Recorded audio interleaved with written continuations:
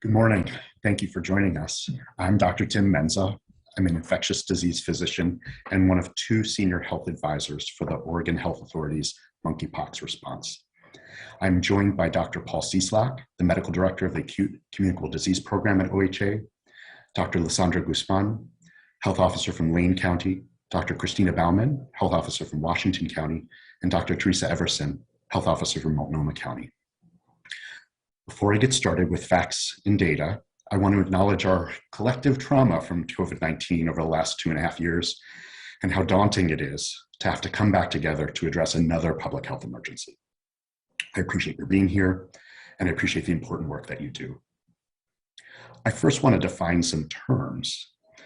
The name monkeypox is a bit misleading.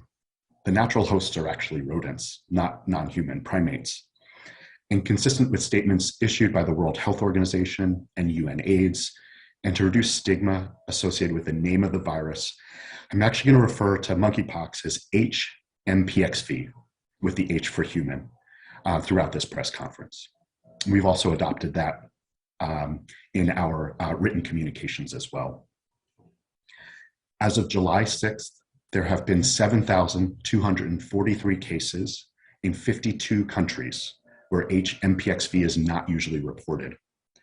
In the United States, there have been 605 cases in 34 states, plus the District of Columbia and Puerto Rico.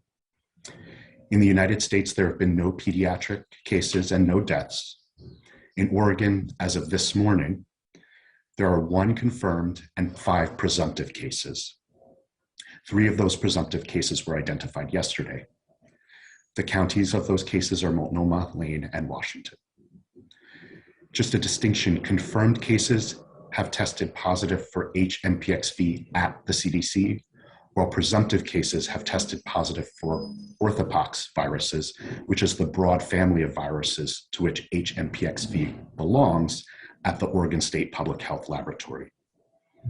Thus far, Oregon providers have sent 35 specimens from 20 patients for testing at the Oregon State Public Health Laboratory. Specimens from 2 patients are currently pending. Typically, HMPXV has an incubation period of 6 to 13 days, but can be as long as 21 days. Illness starts with fever, headache, swollen lymph nodes, muscle aches, and exhaustion. The rash may appear at the same time or 5 days later and generally involves the face, palms and soles, and mouth, and less often the genitals and eyes.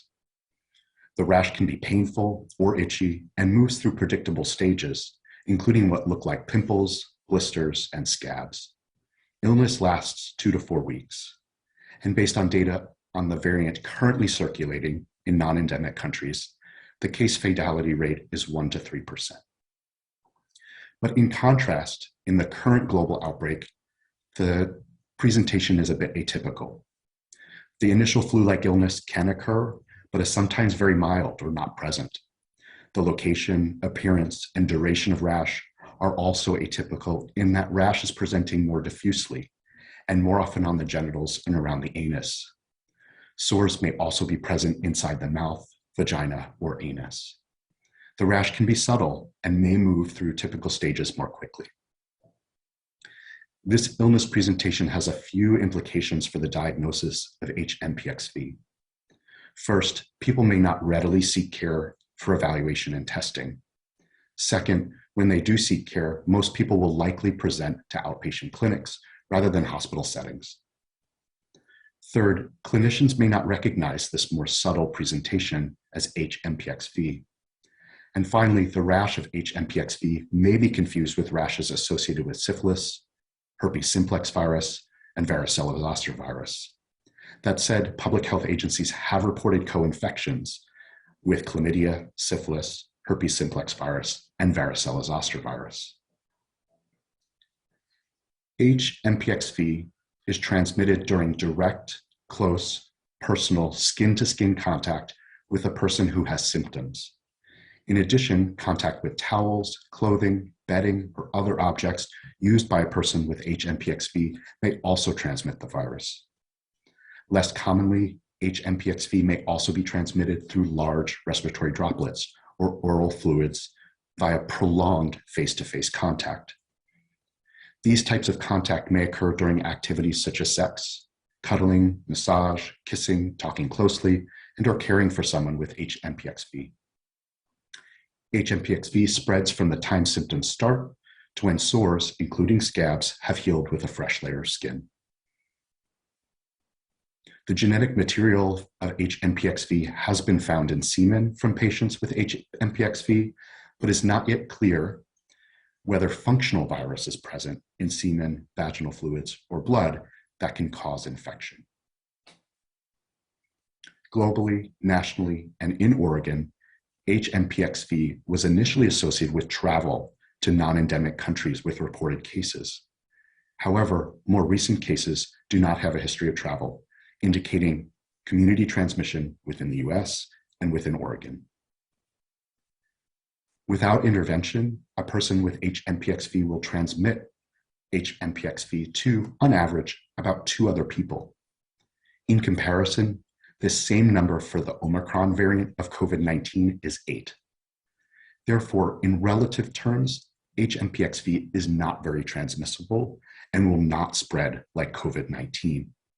At the same time, its control requires a coordinated, thoughtful public health response.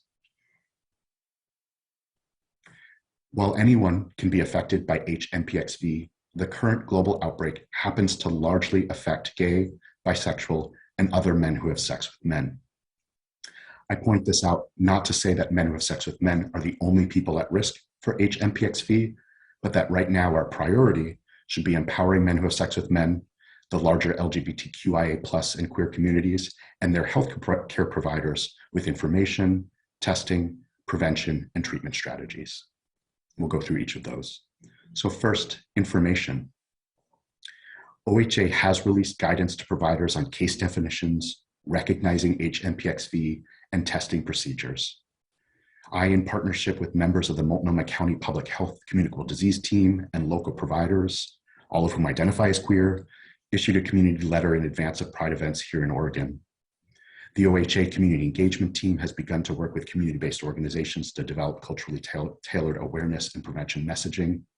And the OHA Communications Team will offer regular updates of facts and data through all platforms. In addition, a press release will accompany this press conference. In the next week, we will also establish a provider advisory group for our response. Second, testing. Initially, OHA implemented an approval process for testing, which is quite common. This process, however, has become a barrier to testing, and we will now allow providers to send testing directly to the Oregon State Public Health Laboratory based on their clinical suspicion without prior approval. OHA, however, will remain available for consultation at any time. In addition, LabCorp announced that it will offer HMPXV testing with a turnaround time of 1 to 3 days. Therefore, clinicians can decide to send specimens directly to LabCorp instead of the Oregon State Public Health Laboratory. We expect that other private labs will offer testing in the next coming weeks. Third, prevention. Broadly, vaccine-based prevention comes in 2 flavors: post-exposure prophylaxis and pre-exposure prophylaxis. We currently have 193 doses of vaccine in Oregon, with further federal allocation pending. Post-exposure vaccination can be given within 14 days of exposure to prevent HMPXV infection. The sooner the better, however. With the limited supply of vaccine from the national stockpile, we focused on vaccinating contacts of people with confirmed or presumptive HMPXV. Through local public health partners, we've also provided vaccination within 14 days of attendance at events or travel to locations where HMPXV transmission is likely or has been documented. To date, we've distributed 26 doses of vaccine to LPHA partners, and at least 8 doses have been administered. Pre-exposure prophylaxis, on the other hand, is given before an exposure to prevent HMPXV. When more vaccine becomes available, our goal is to offer vaccination to people at increased risk of exposure to HMPXV, which broadly includes cisgender and transgender men who have sex with men, and transgender women who have sex with men who've had more than one sexual partner in the prior 2 weeks. This prioritization is consistent with that used by jurisdictions already offering pre-exposure vaccination. Finally, antiviral treatment is available for people with or at risk for severe disease. Severe disease is defined as hemorrhagic disease, severe rash coalescing over large areas of skin, infection of the central nervous system, eye infections, sepsis, or hospitalization. People at risk for severe disease include children under 8 years of age, pregnant people, people with compromised immune systems, and people with atopic dermatitis or blistering skin diseases. The antiviral is called tecovirimat, or TPOXX. It interferes with viral assembly, is safe, and is given for 14 days in oral or IV forms. As of today, we have 25 courses of TPOXX in Oregon, 10 have been distributed to LPHAs, and 3 have been dispensed to patients. In terms of guidance, for providers, we recommend being on the lookout for HMPXV, knowing that the presentation is subtle and may involve the genitals and perianal area.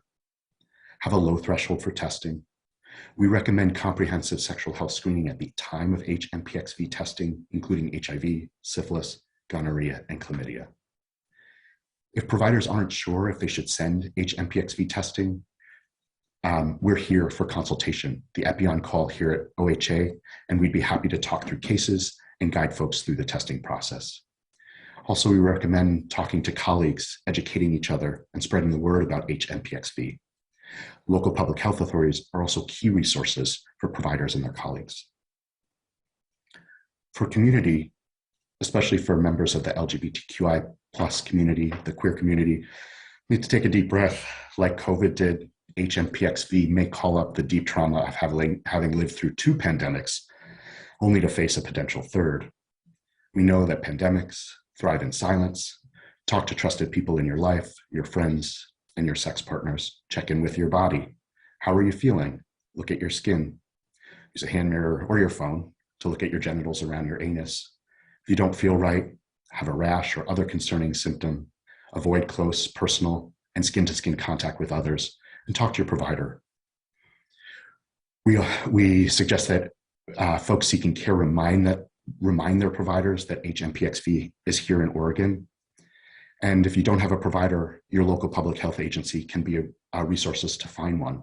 Furthermore, local public health clinics, including sexual health and STI clinics, are great resources for information and testing, and if necessary, vaccination and treatment. For further guidance when thinking about attending a festival, concert, party, or other event, consider the amount of close, personal, and skin-to-skin contact that may occur. We can think about risk on the spectrum. For example, events like sporting events, concerts, where people are more likely to be fully clothed and unlikely to have skin-to-skin contact, are safer when compared to clubs and parties where people are wearing minimal clothing and there's often skin-to-skin contact, or spaces like saunas, bathhouses, or sex clubs where there's minimal to no clothing and often sexual contact. When thinking about sex, check in with your partners. Tell them how you're feeling, whether you've had any recent illness or rashes, especially on the genitals or around the anus. And invite them to do the same. If you or your partner have been sick recently or are currently sick or have any new rashes, avoid close, personal, and skin-to-skin contact and talk to a healthcare provider. Open communication with partners and avoiding sex while you're sick are just good practices in general. If you choose to have sex, choose activities that don't involve direct skin-to-skin contact or kissing. Cover rashes, wash hands, towels, bedding, toys, and other gear, and consider limiting your number of partners. If you're concerned that you may have been exposed to HMPXV, reach out to your local public health agency to talk through the exposure and to discuss whether post-exposure vaccination is the right next step. Thanks for listening. Those are my remarks, and I'm happy to take any questions. Great, thank you, Dr. Menza. And as I mentioned earlier in the chat, for our media partners, please use the raise your hand function, and then I'll add you to the queue and call on you for the questions that you might have. We've also got, as Dr. Menza mentioned, health officers on the Zoom here as well to also help answer questions from multiple counties. So we are here to to answer your questions. So please raise your hand and I'll call on you. Thank you.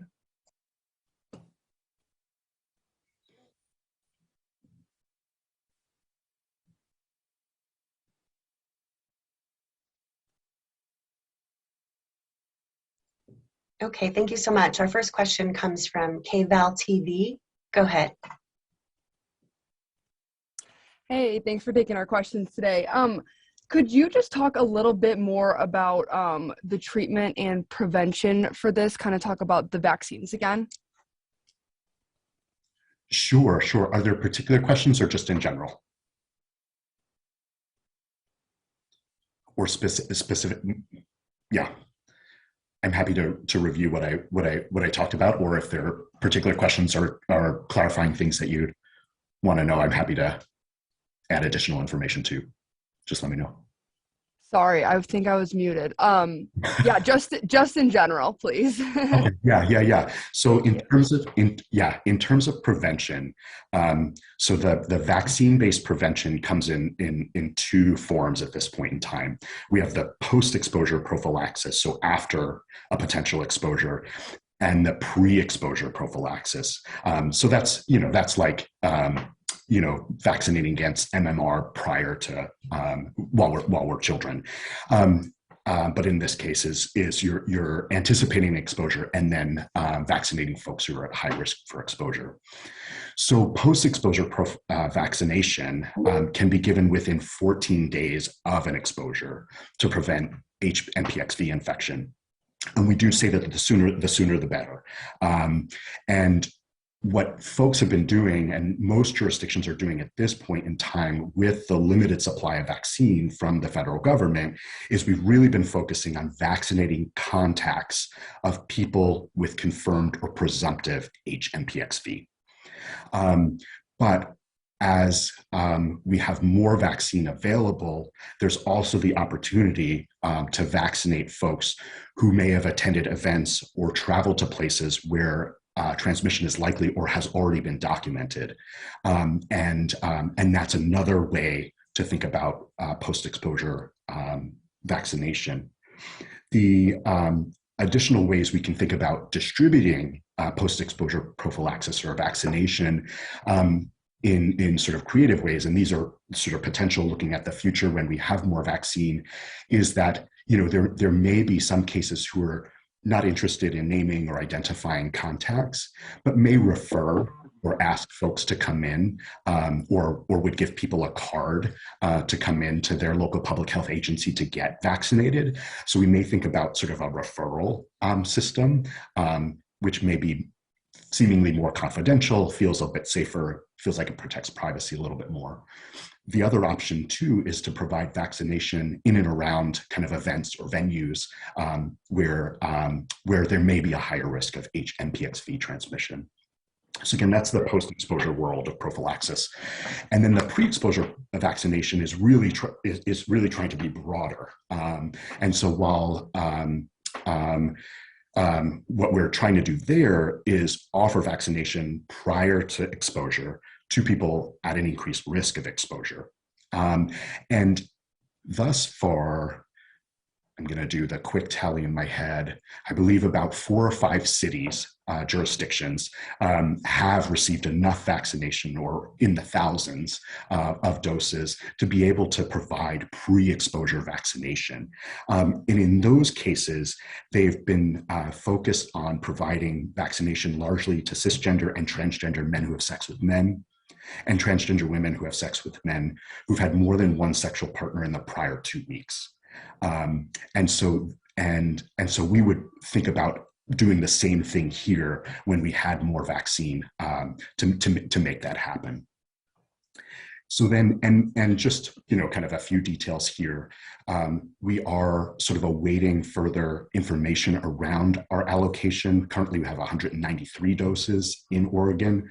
We're currently awaiting to hear word. I believe it may happen this week or next week. I just saw an email of the number of doses we may see in Oregon in the next few weeks.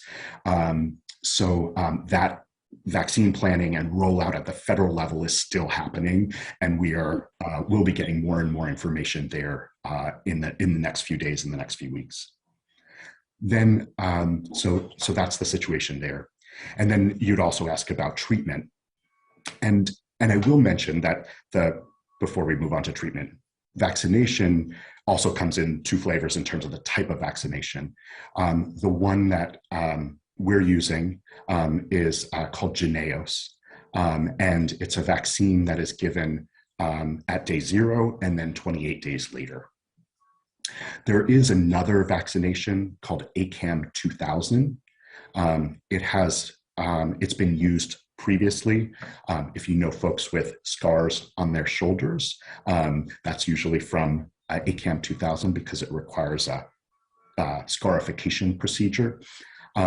At this point in time, we're not using ACAM 2000, partly because the side effects can be quite severe. But should we need it, it is also there in reserve. Okay, moving on to antiviral treatment. So again, antiviral treatment is available for people with or at risk for severe disease. And the antiviral treatment is called tecovirimat, or TPOXX, TPOXX. It interferes with a protein that allows the virus to assemble. And overall, very safe, few side effects, and is given for 14 days. And there are other antivirals that may also potentially be effective or have activity for HMPXV, but right now tecovirimat is the drug of choice. I hope that answered your questions. Thank you.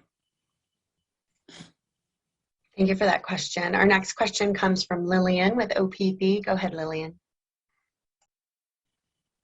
Hi, thank you for taking my question. I had two kind of different questions. With the different presentation that you're seeing in these latest cases, would that be considered a sexually transmitted disease, or is it still not because it can be transmitted other ways? Like, how do you define that, and what's the most accurate way to?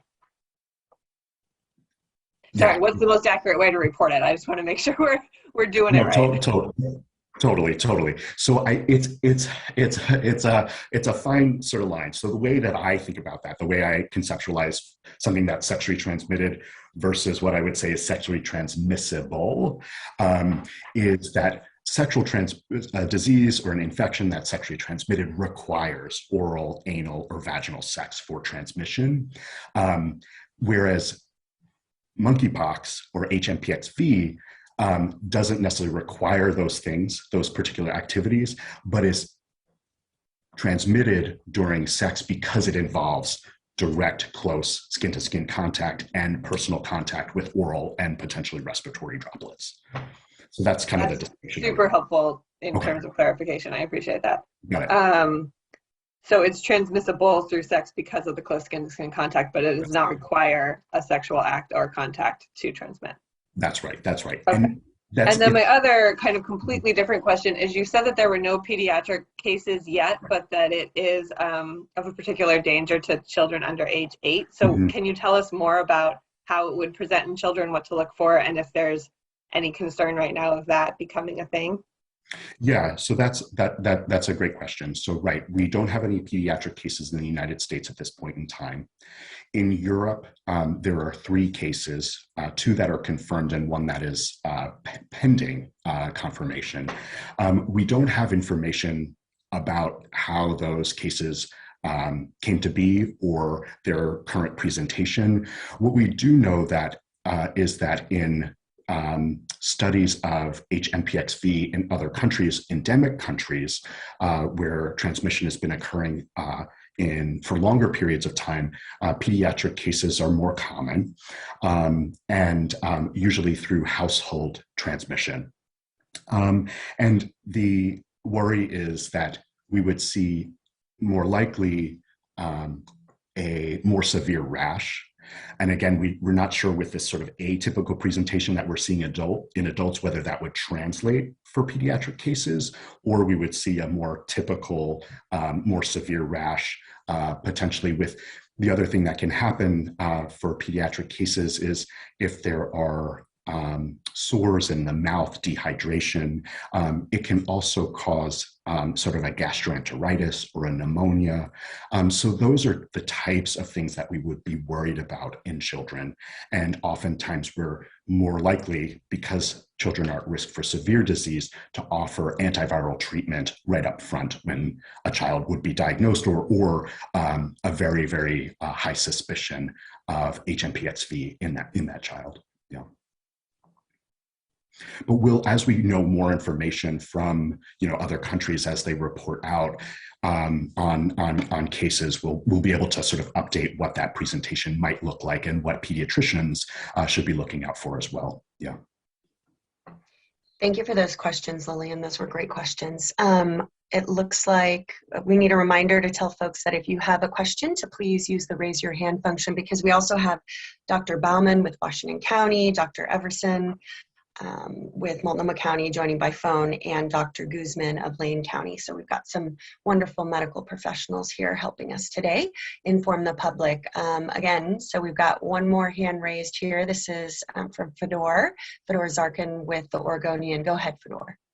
Hi, Tim. Thanks for taking my question. So far from what we've heard from you and other health officials is essentially that the current outbreak can affect anybody, but primarily is affecting men who have sex with men. So what would you say to people who are seeking more clarity and who might say, hey, I'm not a man who has sex with men, this doesn't affect me? What would you tell those folks? Yeah, I would, in general, I would just sort of look at or reassess or assess one's kind of behavior. And again, talk to people in their social circle, whether folks know about it, whether folks know people who've been experiencing HMPXV, and so I would, yeah. So I agree. Yes, this outbreak has largely been affecting men who have sex with men, but there is always the potential for transmission to occur, through other means than sex and sexual transmission.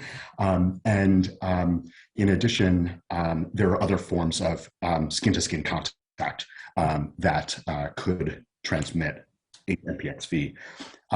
In addition, there's nothing sort of special or particular or about contact between men that inherently increases the risk of HMPXV transmission. So, but largely in terms of sort of assessing one's risk is sort of talking to one's social and sexual networks and the folks in those networks to kind of assess what's been going on. Again, sort of just like, I provided guidance around, again, pandemics thrive in silence. So just talking more and more with close people in their lives, and again, folks in their social and sexual networks about HMPXV and about potential exposures and knowledge of what's going on in their circles. Yeah. So just to follow up, so does that mean that, let's say if someone, as far as they know, no one in their social network is a man who has sex with men, what would you say to those folks? Does that mean that they no longer need to think about this? Or what's the risk there and what should they do with that?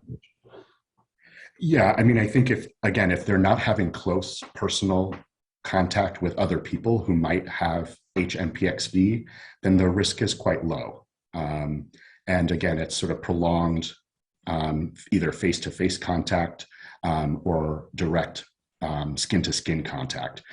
So kind of taking stock of what behaviors folks are engaging in is more probably the bigger issue than sort of whether they know someone who is a man who has sex with men.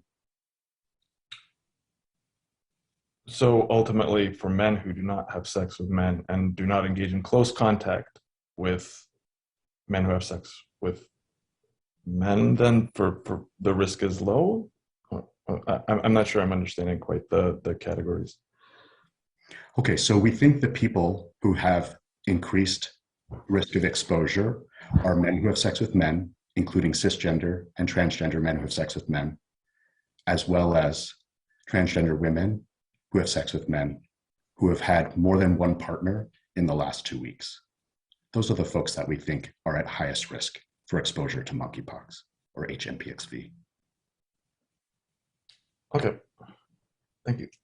Thank you for those questions, Fedor. I do see you, K-Val. I see you have a follow-up, but I'm going to call on Jenny Young with COIN because it's the first time we've heard from her. So Jenny, you are up next. Go ahead. Hey, thanks so much. Apologies if you covered this on the outset, but my questions are about vaccines. So yesterday, officials in San Francisco and New York announced that they don't have enough. San Francisco has a waiting list of like 400 people. So can you just address that for Oregonians? What are the biggest things you want people to know about the vaccines? You said we have 193 doses here. Is that troublesome? Is that worrisome? What are your conversations with the federal government about getting more? And are people calling and do you know about any waiting lists around the state, et cetera? And just anything else you think people really need to know about vaccines? Yeah, great question. So, right. I think New York City received 6,000 doses, and I believe they're already all spoken for. And that happened within days. And so, the demand, and these are jurisdictions that are already providing vaccination for pre-exposure. So not just vaccinating folks who've had contact or exposure. They're doing both of those things at this point in time. And so, the demand and the need for vaccine currently outweighs and outstrips the supply. And so at this point in time, we're working with federal partners as much as we can. We're advocating as much as we can on behalf of Oregonians to get more vaccine. At this point, we don't necessarily have waiting lists in the same way, partly because we feel we don't have enough vaccination to start with those pre-exposure vaccination strategies. So at this point in time, we're reserving vaccine, or we're giving vaccine out to folks who've had contact with a presumptive or confirmed case of HMPXV, or people who have been at events or have traveled to places where HMPXV is likely, or where transmission has been documented. So at that point, this point in time, we're really focusing our vaccine efforts on that post-exposure vaccination, with hopes to expand that as more vaccine becomes available. I do believe we'll hear more information. I believe it's actually tomorrow. I have just read an email while reviewing this that we might hear about numbers of vaccine doses coming our way potentially tomorrow, and if not, then hopefully next week. Thank you for the question. We have a follow-up question from K-Val. Go ahead. Hi, thanks again. So this question is actually for Dr. Guzman about do we know how many cases are in Lane County and how many vaccines are available in Lane County? Hello. In terms of number of vaccines that we have currently, the number is very low. We have about 8 vaccines, and but we hope that we will be able to get more. And what was your other question? I'm sorry.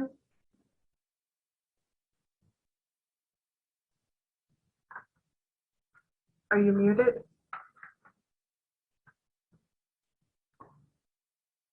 Okay, there we go. Now it's unmuted. Sorry about that. My other question is, how many confirmed and presumptive cases do we know of in Lane County? Sure. So we have 3 confirmed presumptive cases, and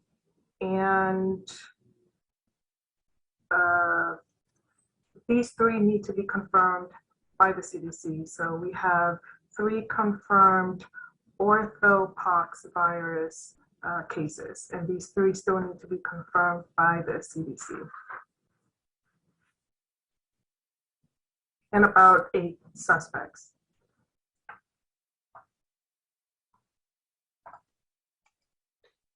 Thank you for that question, and thank you, Dr. Guzman, for your answer. We have a follow-up question from Lillian with OPB again. Go ahead, Lillian. I just wanted to, along the lines of the vaccine question, did you say that there were only 10 doses of the antiviral treatment in the state, or did I write that down wrong? Can go back and check. Yeah, 25. 25.